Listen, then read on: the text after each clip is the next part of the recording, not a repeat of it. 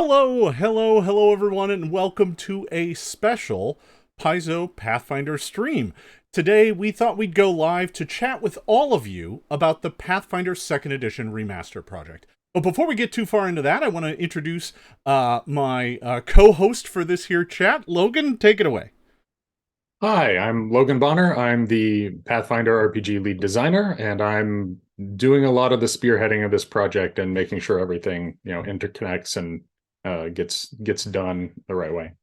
Logan is our expert on the Remaster Project. He is deep in the reads on all of the things that we are doing to make an exciting new remaster of the Pathfinder Core. I do want to remind folks here that we are also joined in chat by Mark Moreland, who will be doing moderation for us, and will be taking your questions and writing them down and passing them to us. I am Jason Bulmahn. I'm the director of game design and kind of the leader of the rules and lore team, which is spearheading a lot of the remaster work. And today we thought we'd go live to chat with all of you about the remaster, what it is, what it isn't, and kind of go through what all of the products are going to be, kind of give you some insight into what this remaster is going to look like, and talk about how you can use it in your games. So I want to start off talking kind of broadly, Logan. About the remaster. I want to start off by just talking about what the remaster is. What's the point? What's our goals here, Logan? So there are a couple of the primary kind of impetus behind this. One is to switch over to the orc license and end our dependability on the OGL and the various legal entanglements that can cause, and go to a license that is more friendly and independent. And we were, looking at this and kind of saw that our rules are brand new. The text is brand new. So if we wanted to get away from that, most of the changes are relatively small or superficial. And this was a good chance to make some of those changes. The other impetus is we've heard time and again, people want, a smaller rule book. They want to be able to, kind of get into the game with just the player stuff or have all the GM stuff in one place. And so that's part of this too, is getting people a product that is a little lighter, a little easier to carry with you to your game sessions, and has, for the GM, have all that reference in a more easily referenced spot. And, those are kind of the main reasons we started doing this. As we went through the process, we also had a lot of other room for improvement. So, for example, we've made great strides in how we present information and how we tabulate books so they can be referenced easily. So there's a lot of stuff where it's just going to be a lot easier to use the books, and a lot friendlier for folks. Yeah, being behind the scenes, right? I'm super excited for a lot of these kind of little quality of life improvements. They're just little things that are like, we just didn't think about it or didn't have the foresight to see how people were going to use the book 4 years ago. And I think that speaks to a lot of some of the changes and additions that are happening. Is it comes from 4 years of playing and loving this game and giving us a chance to incorporate all of the errata in one solid place and kind of consolidate a lot of text that was kind of in some different spaces, right? We had fighter feats in the core rulebook and fighter feats in the APG, and now we can kind of bring those together in one central location. Yeah. There were also a lot of decisions we made early on that were kind of legacy decisions. It was like, well, if we change this, is it going to look too different?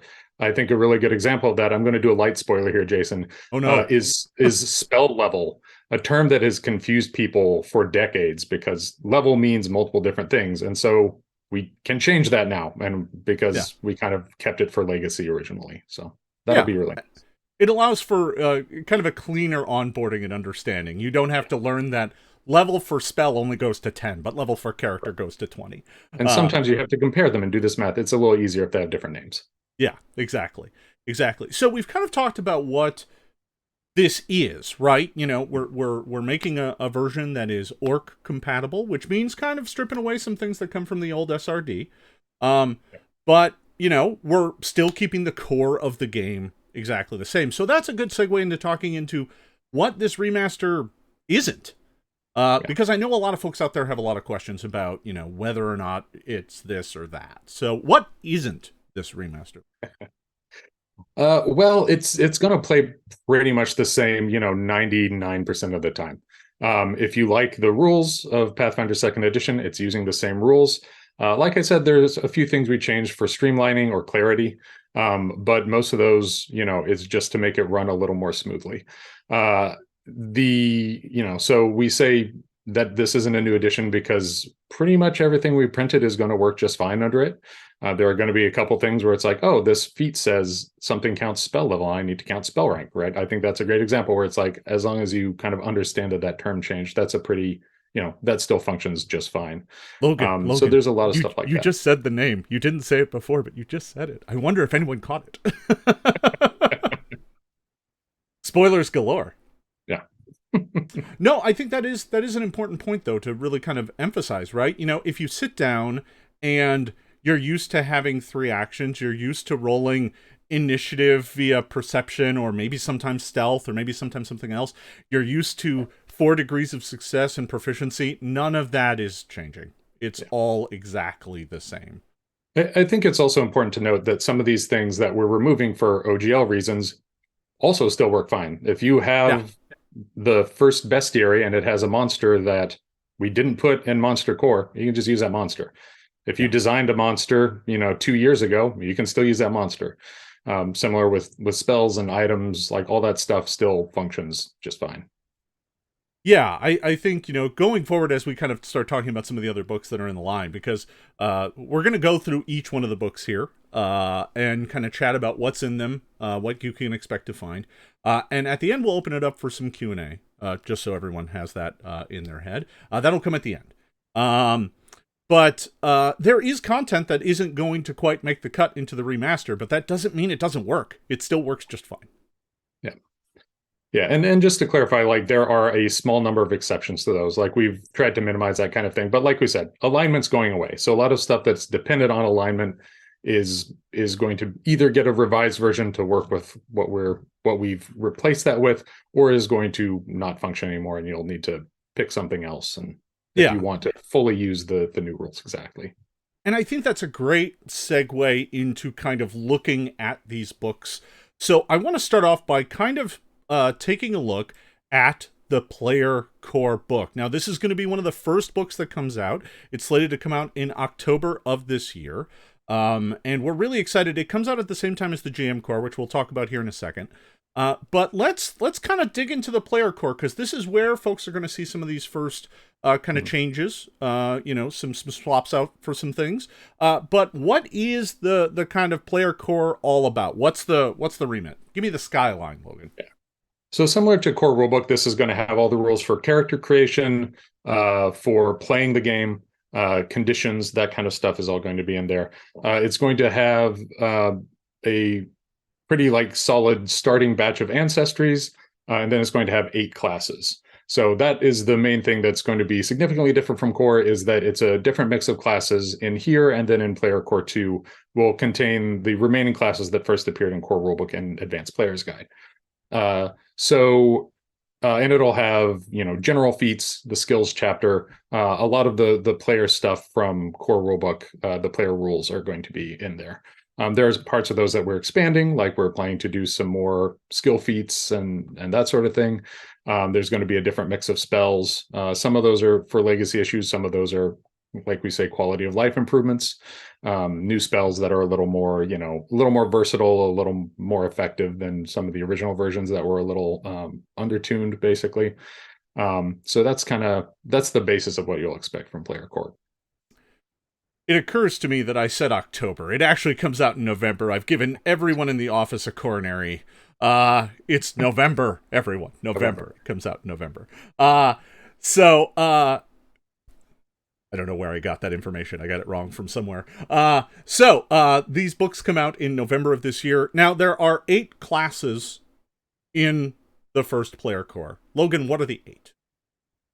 The 8 are Bard, Cleric, Druid, Fighter, Ranger, Rogue, Witch, and Wizard. There you go. Gotcha. I put you on the spot. I was wondering if you're going to be... The classes switched around enough times over the process of determining what was in the books that it's like, let me make sure I have this off the top of my head. Yeah. Now, so we've already talked about how the Witch is going to get a pretty decent revision. We know that there's some issues there that we need to work on. This isn't for those looking at this from the outside, this was something we had on deck anyway. right? It was just going to be in the next errata cycle. Because we knew that the class needed some tune-up. And you're going to see that happen here and there throughout this process. If you're used to our errata cycle and how we change things now and again to kind of find a better balance or find a better path, this is going to kind of fall right in line. What are your thoughts on the Witch right now, if you've got any top-of-the-line ideas?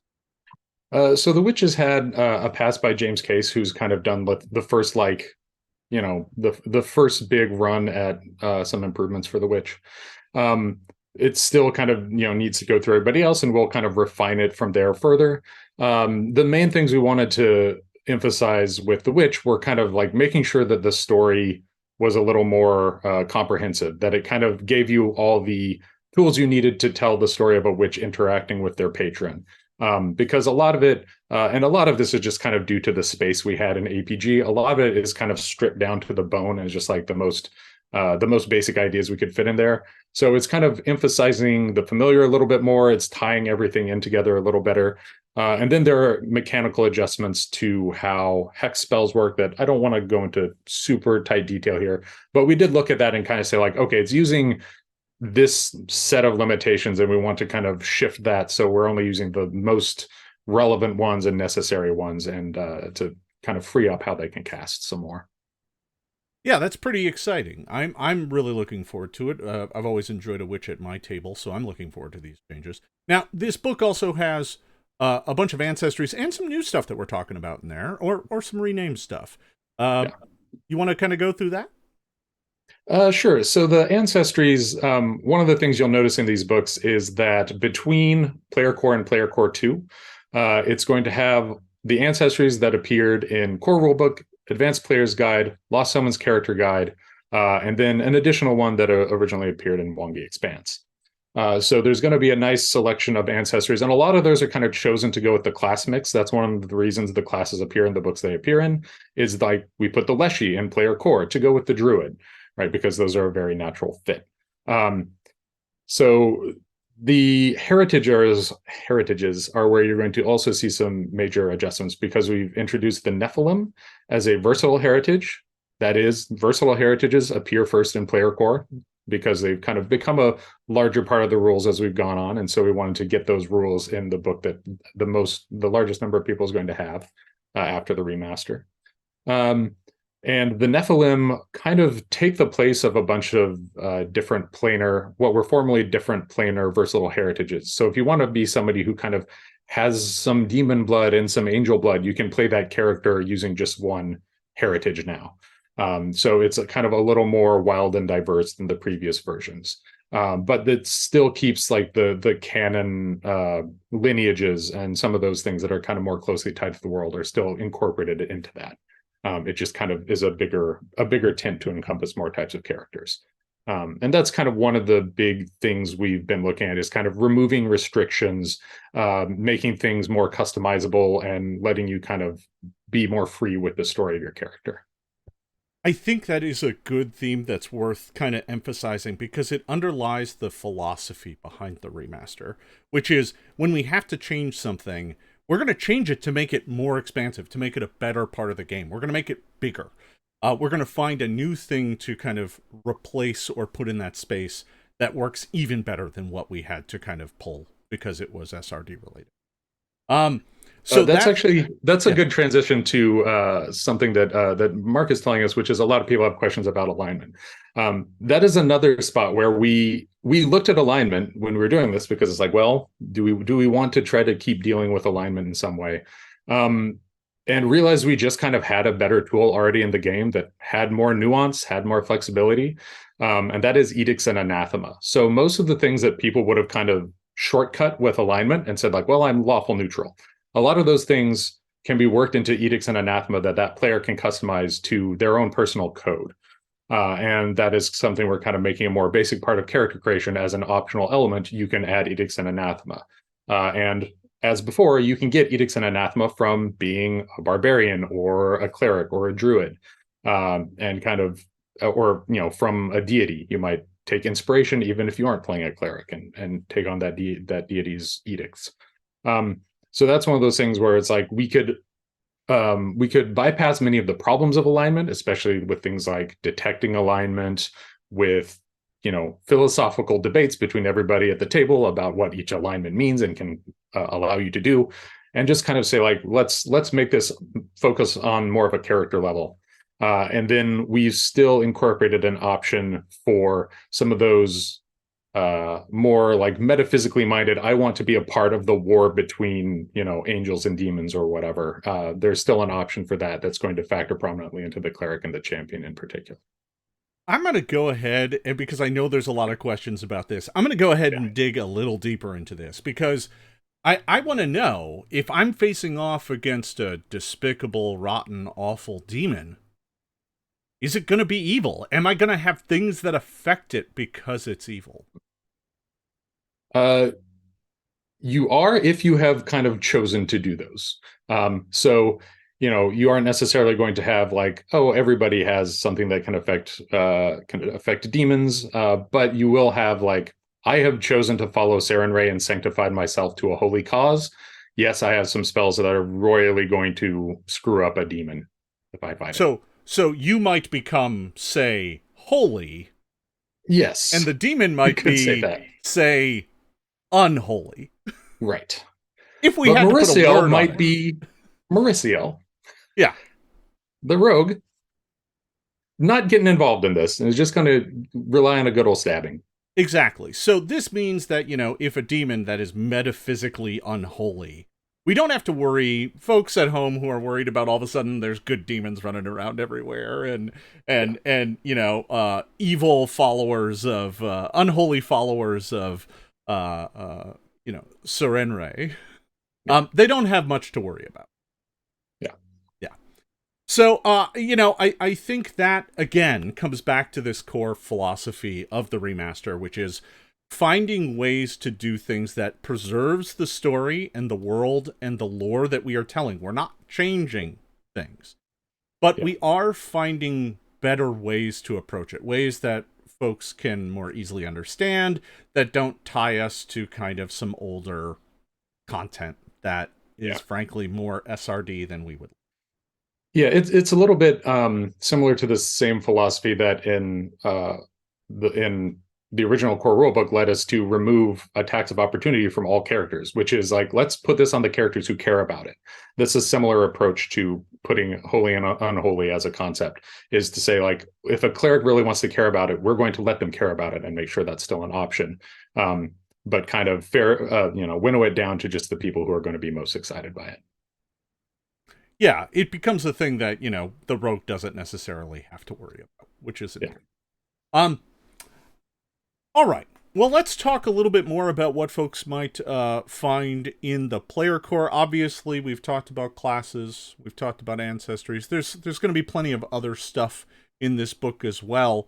But there is one thing that we're moving out of this book that was in the core rule book, but now is going to be in the GM core book, which is magic items.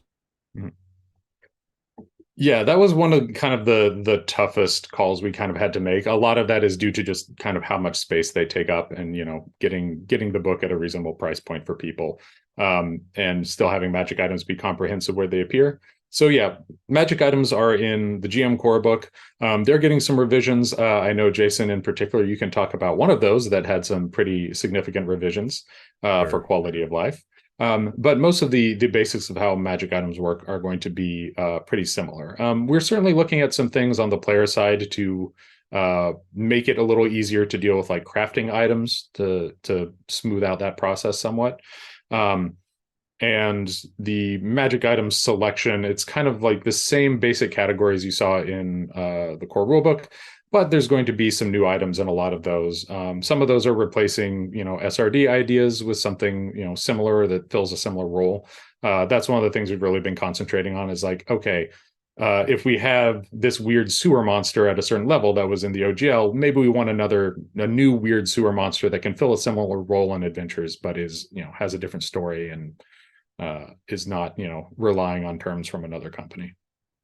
Well, and again, with all of the content that's in here, that old sewer monster is still a perfectly valid monster in your game. It doesn't change the fact that stat block still works. because Yeah. the game really isn't fundamentally changing. And that's true of the magic items too. Yeah, exactly. So, this is a good segue. Let's swap over and start talking about the GM core here. Now, this book also comes out in November of 2023.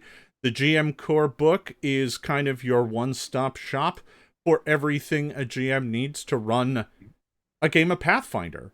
So, Logan, let's kind of walk through all of the kind of major content blocks that are in this book. That way folks can know what to expect. All right. So the first chapter of the book is on running the game. So this is going to be very similar to a bunch of the sections in the core rulebook game mastering chapter, then incorporating the advice from the game mastery guide. I think this is one of the spots where even I was surprised by how much nicer it is to just have all that in one place and easily referenced. Like going back over the book, it is like, why didn't we do this in 2019? Because just like having that all in one place is just a huge improvement.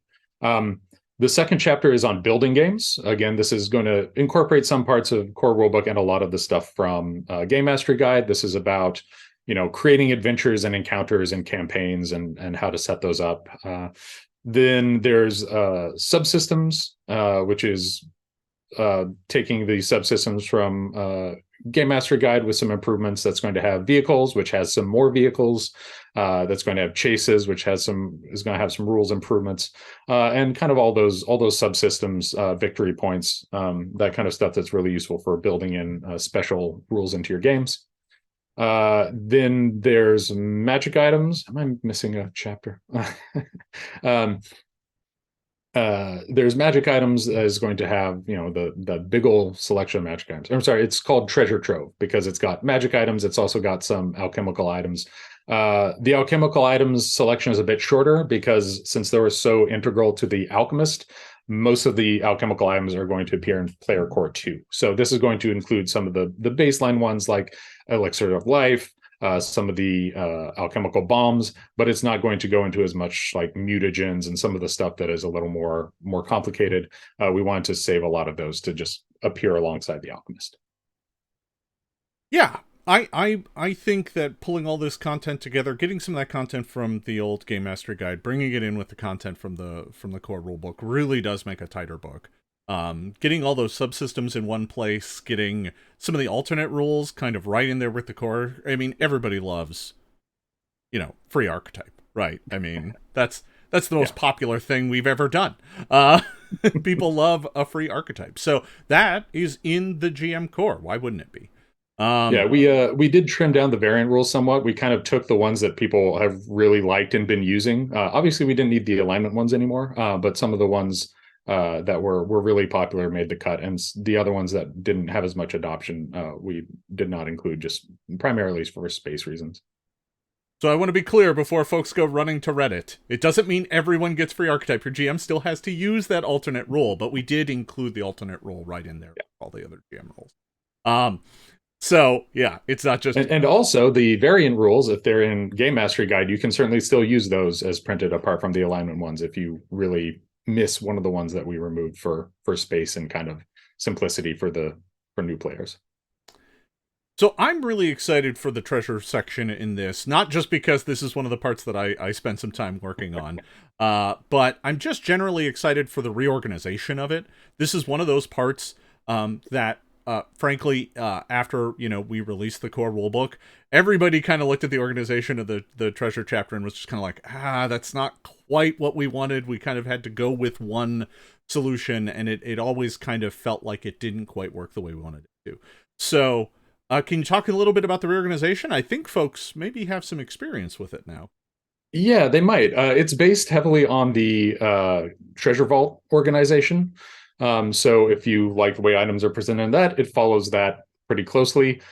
This is another spot where having more robust navigation along the sidebar is going to make it really easy to reference this book at the table, because it's going to give you kind of an outline on every page, essentially, of what's in that chapter.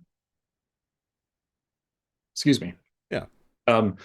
And yeah, it's going to follow a similar format to that. I also wanted to, before I get a angry message from Eric. The chapter I neglected to mention is the Age of Lost Omens chapter that goes over our setting in a bit more detail. This is similar to the information that was in core rulebook about the Inner Sea region and Golarion, and also includes the nation and settlement and planar parts of Game Mastery Guide, kind of put into one setting chapter. And there is a briefer description of the setting in Player Core, but a lot of the more in-depth stuff that's going to be really useful for the GM is in GM Core. Yeah, we don't want to forget that.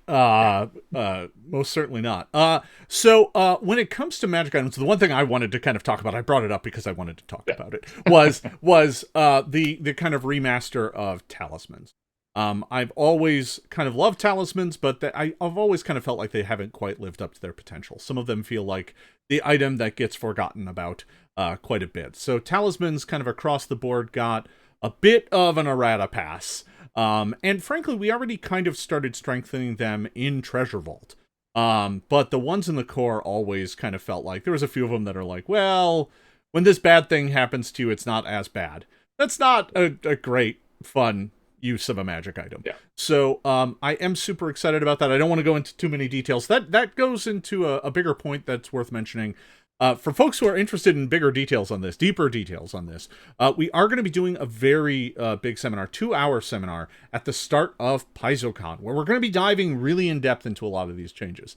Some things are still kind of in flux right now, so we're playing it a little close to the vest, but we want to let everybody know kind of the scope of kind of what's happening and where we're heading with this, without getting too far off in the reads. So here at the end, when it comes to the Q&A, we'll answer a handful of questions, maybe throw a couple extra spoilers out there, but we're really going to save a lot of it for PaizoCon. Yeah. Okay, so that's the GM Core. Those two both come out in the Player Core and the GM Core, both come out this November, and they really are the kind of heart of the game. They're your main player resource and your main GM resource. Now, the next book that comes out after that is the Monster Core. I'm not sure when this comes out. I'm now suspect of the dates that I wrote down.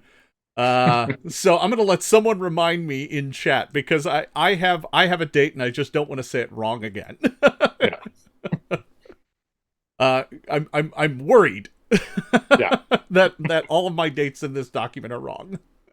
It's not October, that's for sure. But it comes out early next year. And let's talk a bit about the Monster Core. Now, obviously, this doesn't need preamble. This isn't like, ooh, what could it contain? It's filled with monsters. It is indeed filled with monsters.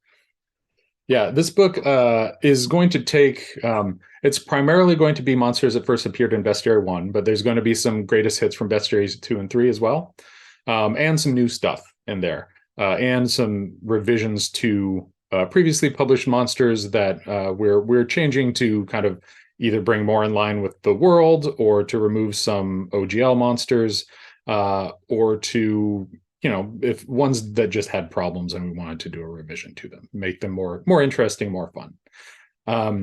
That book, I think a good example of this is related to Rage of Elements. So this is kind of one that we worked on early, because Rage of Elements is going to be compatible with the remastered books 100%. It's going to use the content of them.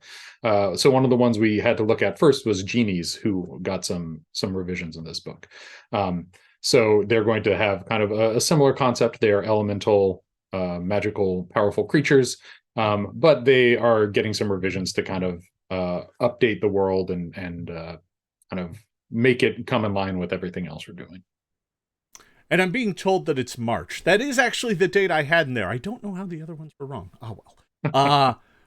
We'll move on. Live shows, they're fun. All right, so this does look like it comes out in March of 2024. There's a lot of things to be excited about in this book. I mean, I think, there's going to be a lot of stuff that folks are going to be like, yeah, I'm not at all surprised that the Medusa is still in here, and the Minotaur, and a bunch of kind of lion. Lion. Yeah. Wolves. Congrats. You get to fight wolves. But there are some things that we are changing up, that we're swapping out. There are going to be a handful of new monsters. In particular, dragons. Logan, do you want to talk about dragons at all? Yeah, so the new tech we're taking with dragons is new to Pathfinder. And it is kind of using the traditions of magic as inspiration, because dragons tend to have magical abilities. Even kind of the most brutish dragon is going to have a magical breath, is going to have some amount of magic in its blood. So we're doing, I believe, two inspired by each tradition in this book. Jason has some of the specifics in them, because a lot of that kind of concepting has happened with him and Luis and Kent Hamilton, and add on anybody else involved in that conversation you see fit, Jason. I see So what I'm you going to did turn there. it over to Yeah. him. Yeah, we've been working with our concept artist in-house to create a bunch of incredibly gorgeous sketches of these, and I'm not going to spoil them right now. You're going to see some of them soon. We're going to be making a bunch of releases and a bunch of points out of these here in the coming weeks leading up to PaizoCon. They're very exciting. The dragons are really very cool. We're doing some fun new things with them, tying them to the traditions. Doesn't mean that there can't still be families of dragons, so you can still have families, but the families might be dragons of different traditions. So there's a lot of new kind of interplay we can do within the dragons that kind of allows their tradition to flavor kind of what they're all about. So arcane dragons might have stronger ties to magic, might have bigger ties to lore and knowledge. Divine dragons are obviously going to be tied more to the planes and draw their power from godly sources. Primal dragons are going to be tied more to the earth and the inner planes, and occult dragons are going to be kind of the secretive, mysterious ones that meddle in the affairs of mortals. And we've got some really exciting stuff in there. I mean, the sketches for the Mirage Dragon look amazing. The sketches for Jason, you said the name. what? Oh no! Now you're dropping spoilers. I is that one in the? I'm not sure. I may be spoiling stuff. I don't even know right now. Could be. So there's some really exciting stuff for folks to check out with these dragons. They have kind of new, interesting abilities, new ways that they work. I'm really excited to get them into folks' hands as soon as we're done making them. You're right, Jason. The Mirage Dragon and the Diabolic Dragon are public knowledge. So just don't mention the names of any of the other ones. Okay, I'll try not to. Maybe later. Yeah. So what else is in the bestiary? What else? The Monster Core. What else can folks expect to find in this book? I mean, it's monsters, Jason. It's a bunch of monsters. Cool monsters. I think one of the exciting things is going to be introducing some new monsters in here, because we want to kind of make kind of get as many classics in there. A part of this is so that if you're running a published adventure, it's a minimal amount of work to change it. That works a lot better if we have a lot of kind of the staples already in there, and that's going to include some of the bestiary too. Some of the biggest monsters appearing in there. Having them in here is going to make them even easier to find. But yeah, a lot of it is going to be classic monsters, some fresh new ideas that will still let you kind of build the types of adventures you would have before, if you were using the original bestiary. Yeah, cool monsters. Some revisions to some of the fiends and celestials to kind of make those more, remix those and kind of bring in some more of the Paizo originals into those categories in the first book. That's going to be a big part of it. So it'll also, yeah, absolutely, and it'll still contain your basic templates and handy, spreadsheets to allow you to pick monsters and all that sort of stuff. So it'll be a complete book. All right. The format's going to be very similar to the 3 bestiaries. Yeah. I don't think folks have much to worry about on that. So that kind of covers Monster Core. Monster Core comes out in March of 2024. So let's move on to the final book of the first kind of 4 remasters. That would be Player Core 2. Now, Player Core 2 comes out in July of 2024.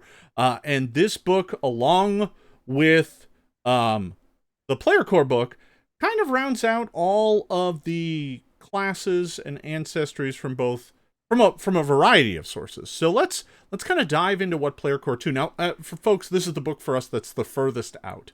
So we've got a good sense of what's in it, but some things are still being kind of figured out on this. But we can give you a good idea of where we're heading with this. Logan, take it away. Yeah. Yeah, this book is a little more flexible than Player Core because it doesn't have to fit in like a playing the game chapter and that kind of stuff that like can't really move. So it is still a little more in flux. If you like the archetypes that were in Advanced Player's Guide, you are going to get those. If there's a class that is not in Player Core that was in Core Rulebook or APG, you're going to get that in here. You're going to get a nice selection of ancestries, and you're going to get some more versatile heritages as well. This is really going to be like here is more fun stuff in a similar way to the APG, but since some of the APG content is going to be in Player Core 1, that's going to mean we have a little more flexibility with this book to put in some new stuff, especially in like the feats and spells categories. As I mentioned, the ancestries from Lost Someone's character guide are also appearing here. So you're going to get the hobgoblin in this book and the lizard folk.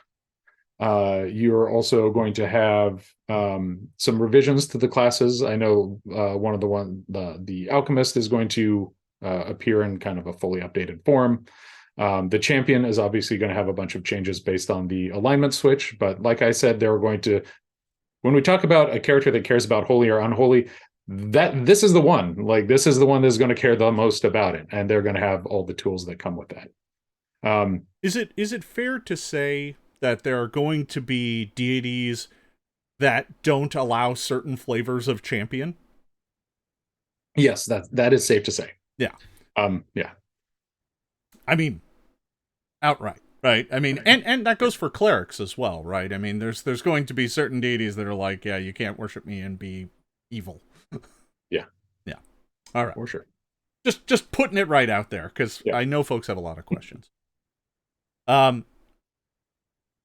Ancestry wise, I know we kind of covered this a little bit before, but we've kind of talked about how we're pulling in some ancestries from other books. What ancestries are those?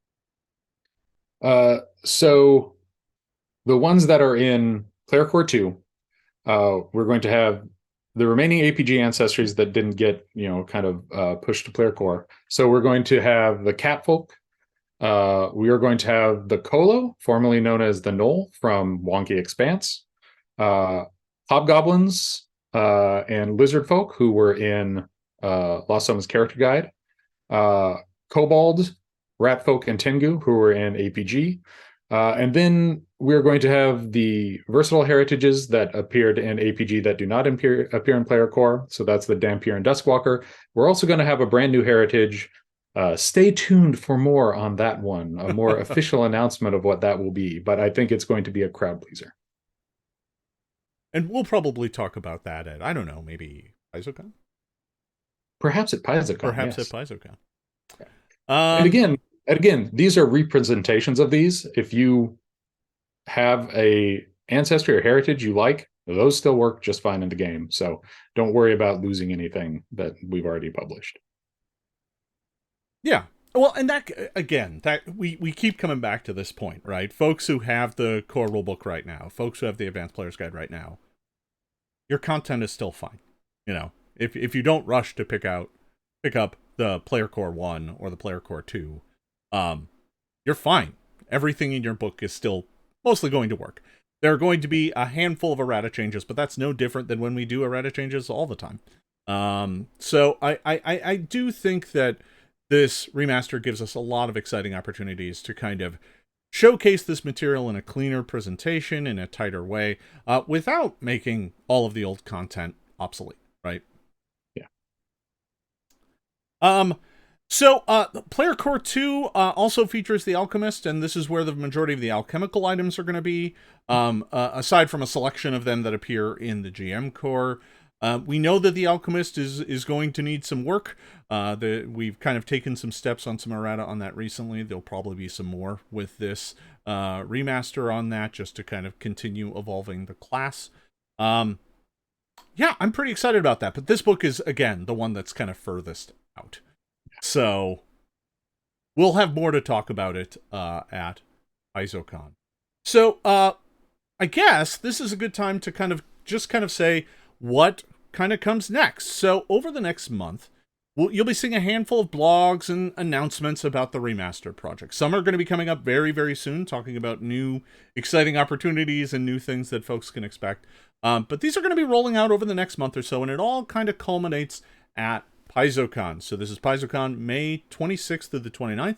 On the first day of PaizoCon, our esteemed publisher will be giving the keynote address to kick off the show, and following up that keynote will be a 2-hour Pathfinder Remaster seminar.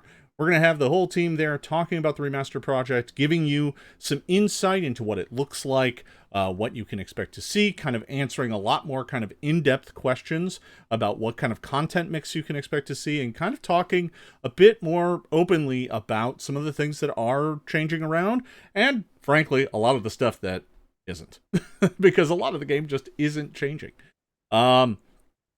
So I'm excited for that. Logan, do you have any last thoughts here before we open it up to kind of Q&A? I'm ready for questions. Let's do it. Sure. I just thought of one quick thing that's important to note. Rage of Elements comes out later this year, and Rage of Elements is kind of the first book that looks forward to the remaster as its base. Do you want to talk about that? Just a few bullet points? Yeah. One of the big things we had to kind of figure out is where are we going to start switching things over. And most of that is going to be like removing alignment. If we know a certain spell isn't going to appear in Player Core, use a different spell in a monster or a magic item. So the first place we really executed on that in the rulebook line is in Rage of Elements. So like you said, that is going to be out before the remastered books are. So we are going to have a online document, which is going to have the URL in the book itself that kind of says like, okay, this references the ignition spell. What is that? You can find that in the document, even if the Player Core hasn't come out yet. Yeah, and when we were approving that book and I started going through it to do my final approval pass, I actually had a hard time finding things that were different. like it is like very similar. Like there's monster stat blocks in there that I'm like, this doesn't look any different at all, with the exception of the fact that there's no alignment bug up at the top. Otherwise it's exactly the same. And a lot of the stuff with that book was working on like the genies and some of the lore parts of it. Some monsters is like, do we know if this is going to be something we want to present in the remaster or not? And kind of shifting some of those things around. Fortunately, we worked with a really great cultural consultant, Sharina Sharani, who really helped come up with some very cool stuff for genies and the remastered version of them that I think people are going to find pretty exciting. So look forward to those. So we're going to move into the Q&A phase. And for folks in the chat, please, if you have a question from this point forward, please start it with the word question and then include your question. And that way our moderator can check it out. There are way more questions than we're going to even remotely have time to answer. And some of them are a bit further in the reads than we probably want to answer right now. Again, PaizoCon is going to be the place where we have a lot more time to kind of walk through. So I'm going to kind of look at some of the ones that have been tossed to me by the moderator already. With the removal of alignment, does that mean that we are no longer limited by what gods we worship based on alignment, or is that system being replaced? The gods who really care about it are still going to really care about it. I think we mentioned this in passing, but there's certainly some gods say, yeah, you can be holy if you follow me. That's cool. Some of them say, be holy or get out of here, right? So it's going to be kind of nuanced, and it's going to be based on the individual deities. So their story is going to remain very similar. Simple enough. I'm going to cover one thing, with a lot of the content from the SRD being put in the Creative Commons. There's a question of why didn't we just go with the Creative Commons? There's a kind of a lengthy discussion about why the orc license is better for us. It's cleaner to use. It's simpler to use. It allows better protection of our IP while still opening up our game in a way that's easy for other creators to use. That's why we've decided to go with the orc license instead of the Creative Commons. just to be clear on that front. Let's see. Will the troop rules be in the Monster Core? No, we still kind of consider those more of like an advanced type of monster. So fitting those in and getting a reasonable number of troops to necessitate it in that book was kind of there weren't really very many of them in the monster mix. Like we could have done like zombie army and skeleton army, but that's not really enough to justify how much space they eat up, given the other stuff we need to fit in. Yeah, I love the troop rules, but they do eat up a lot of space, and if you're not going to include a lot of them, just kind of not worth it in the base Monster Core. But you're going to get some new troops in Rage of Elements, though. I'm excited for that. That's wrong spoiler chat, Logan. Wrong spoiler. Sorry. We have to stay on target and spoil stuff about the remaster. Speaking of which, will there be a revision to the beginner box? It's something we're looking at. I think if we do that, it's more likely going to be, kind of a overall new beginner box that, serves the same purpose. So that's certainly one that is a possibility. The number of changes that actually affect the beginner box is even smaller than the number that affect the player core. So it's something that we're looking at, but there's no like hard, no announcement to make, no definite course on that yet. All right. Here's a. Does that match your understanding, Jason? Yeah, pretty closely. I can tell you that we are going to be doing a revised intro product. Right, there's going to be ways for new players to get in the game. That is going to happen. How it's going to happen, we're still kind of figuring out. But that is. We don't have any wins or hows. Yeah.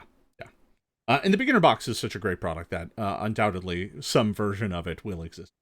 So, let's see. Here's a tougher one. Are we doing a conversion guide? There isn't a whole lot of conversion to do. We're certainly going to have like a primer on the changed terms, right? So if you see spell level and you say, what is spell level, right? You start with player core and then you go by Dark Archive. If you look at the two and you aren't sure what to do, we're definitely going to have resources for people to kind of bridge the gap between the two. As far as, let's take an example, a feat that does alignment damage. Are we going to have a conversion guide to directly convert over those feats? Probably only if it's like a very easy one-to-one conversion. Otherwise, it just there's so much nuance, you basically have to redesign it from scratch. So a lot of that's going to kind of depend on how practical that is.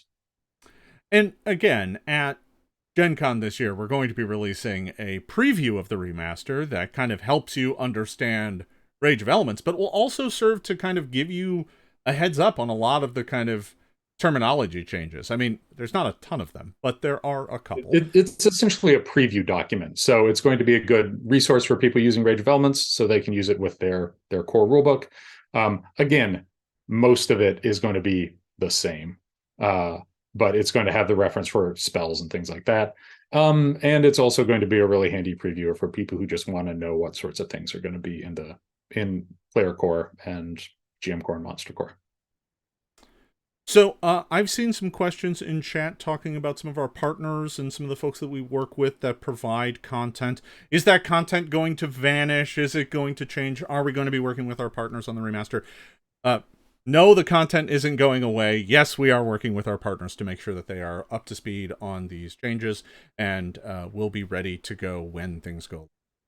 So that is in the plans. Obviously, I don't want to speak for them and their timetables and things like that.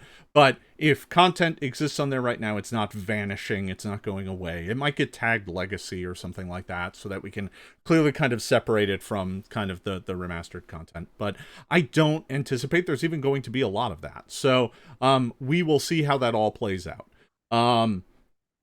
Let's see. Here's a fun one. What are we doing with ability scores, Logan? What's that, Jason? That's right. That's another one that kind of exists in the game only because it was a thing that was in the legacy products we were building off of. Ability scores are going away. We're switching to just ability modifiers. The practical upshot of this in gameplay is literally nothing. It is just kind of stripping out a go-between. It's cutting out the middleman of ability scores and just going straight to ability modifiers. character creation becomes simpler, and that is pretty much the only change. There was a point in the design of P2 where we stared at the ability scores and were like, should we get rid of those? Should those just go away? They don't do anything anymore. Yeah. We literally don't use them for anything. There's like 1 or 2 spots in the game that references them beyond that, and then it's just the modifier. And it was like, why are we still doing this? It just makes it harder for everyone to understand. It's one of those things that was kind of like, will Pathfinder 1 fans revolt and, think this is a bridge too far if we remove this? There are a few things that are kind of still in the game for that reason. And at this point, the audience has adapted and moved on and have generally been much more on board than we expected with a lot of these things. And so we don't really think it will be a problem anymore. Well, and for those of you who are diehard fans of the ability scores, you can still use them. It doesn't change anything. That was the point of us changing it, is that it doesn't change anything. It was like, this doesn't change anything at all. And for those of you wondering whether or not it will still take 2 boosts to get above +4, yes, it will. Well, we've got an idea. I knew that one was gonna generate some chatter, Logan. So I thought I'd put it out there. Here's kind of a more fun one. Logan, what's your favorite change? What's your favorite thing that got adjusted? I'm not going to say alignment, just because we've talked about alignment so much. I do think that has some really big upsides. I'm going to go with something like smaller that people kind of don't already know, just like a little change I like. I'm going to say I like kind of what we're doing with focus points. We're making those a little easier to use. We're making refocusing much simpler. So I'm going to go with that one, just as kind of like a little change that I think is just going to make the game easier to play and let people have a little more fun. That's a small one. I'm sure if I really thought about it, I'd say something totally different, but that's the first one that pops to mind. For me, my favorite thing is the dragons, right? So I'm going to come back to that because, we've got a lot of really exciting dragons coming out in this thing, and the concepts for some of them are really quite amazing. The Fortune Dragon, the Omen Dragon, the Imperial Dragon. These are all going to be fantastic. I've spoiled way too many. I should stop right there. I was like, there's 8 of them. I could list 5 apparently. Okay. So I'll just stop there. People don't need to know more about the Omen Dragon just yet. Come to PaizoCon. We will gladly tell you more. So you're saying what your spoiler is more of an omen than a full? It is more of an omen. Yeah. No. I'm being told to stop by my publisher, so I'm going to stop.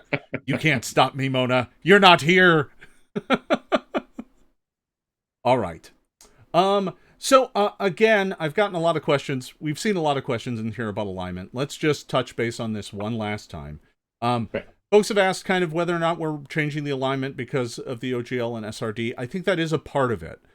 We don't really think it's, something that's super protectable, but it is kind of an expression that is uniquely to that SRD, and we just don't want to touch it anymore. This falls into a category that is behind a lot of our changes, which is something that kind of gets dinged on multiple levels, that, has 2 major reasons why it doesn't work great. Alignment, like you say, probably not protectable, maybe a little, arguably. But it also just has a lot of gameplay problems. It really causes conflict at the table. It's really hard to define it precisely and have it work for every table. And it just is kind of reductive, right? It's just kind of like, oh, well, these 2 numbers, explain my entire moral code. Does that really work in practice? No, not really.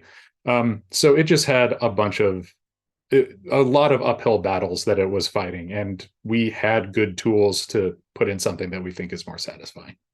Yeah, anathema and edicts work so much better. They're so much cleaner. They actually say what we want them to mean, as opposed to kind of a vague 2-letter code. And frankly, I'm just tired of the arguments about what alignment Batman is. I'm just tired of it. It's got to go. Batman's alignment is Batman. It's Batman. That's true. It's BM, Batman. Let's have alignment just be a meme format from now on, and that'll be its main purpose. So one question about, you know, people running campaigns and whatnot. What should they be thinking about, you know, this remaster? They're in the middle of Kingmaker, which takes 37 years to finish, or Yeah. Abomination Vaults. Like, what do they have to look forward to? So I would say look for the things you want to use and skip anything else. Like if there's a new spell that you think is really cool and you think that'd be better on an NPC in Abomination Vaults than one of the spells they have, swap that in. But there really aren't any changes you have to make. If it's using existing content, you just use that. The only exception I would say there is if, you know, something is very strongly alignment themed. That is going to be, there are a couple other like little rules changes that might have small impacts, but something that's heavily alignment based is kind of going to be the only thing that is really going to stick out as something you need to look at. One of the reasons we mentioned alignment in the announcements is that is kind of the biggest change that is actually going to affect some amount of the gameplay and the storylines. Most of the other changes are going to have minimal impact. Yeah, you know, we wanted to mention this one up front because it really is kind of the biggest impactful one that actually causes a few rules things to break. It's not many. And we're honestly looking for ways to kind of either replace, reuse, or do something a little different in some of those spaces that is still exciting and fun and kind of gets at the core of our setting and our story. And, you know, it goes beyond the rules, right, folks? The thing that we're really trying to make sure we do is we're trying to make sure that the story of the game, the story of the world, the story of your characters, your narratives, doesn't change. The game plays the same, the story plays the same. We're frankly fixing up some things that don't work too well and presenting it in a format that we hope you will find easier to use and easier to introduce to new players. And generally, like if we're doing something with the story, it's to provide more guidance. I think The Witch is Yeah. a good example of that. It's kind of saying like, here are some ideas of what your patron might work like in a more, you know, a little more thorough treatment, rather than, you know, kind of the mechanical implementation without as much guidance. A lot of the things we're looking at are kind of like, let's make sure that you have the tools to put together the story you want to tell for your character or your campaign. All right. Well, we're getting close to the end here. I think